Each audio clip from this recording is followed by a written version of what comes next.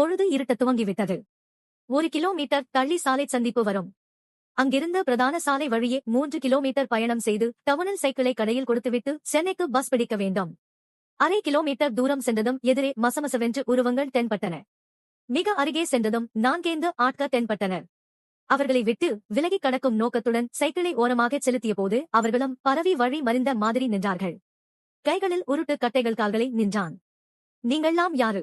இது கேள்வி. தாங்க யாரு, எதுக்கு வந்திருக்கோம், என்ன பண்ண போறோம்னு உனக்கு தெரியாது? தெரியாது? ஏண்டா டேய், உன் கையில் மட்டும்தான் பேனா இருக்கு, உனக்கு மட்டும்தான் எழுத்து தெரியுமா? அட, எழுத்து தெரிஞ்சாதான் என்ன? நிலாவை பத்தி எழுது, பூவை பத்தி எழுது, பொன்னை பத்தி எழுது, அண்ணனை பத்தி ஏண்டா எழுதரே? அவருக்கு சட்டென்று புரியவில்லை. சமீபத்தில் அவன் வெவ்வேறு கட்சிகளைச் சேர்ந்த உள்ளூர் அரசியல்வாதிகளைப் பற்றி 3 கட்டுரைகள் எழுதினான். அதில் எவனுடைய ஆட்கள் இவர்கள்? நீங்க அண்ணன்னு சொல்றது மாவட்டம்டா, எங்க அண்ணன் ஆளும் கட்சிடா, எங்க கட்சி. அவனுக்கு முதுகு தண்டில் சிலீரென்றது.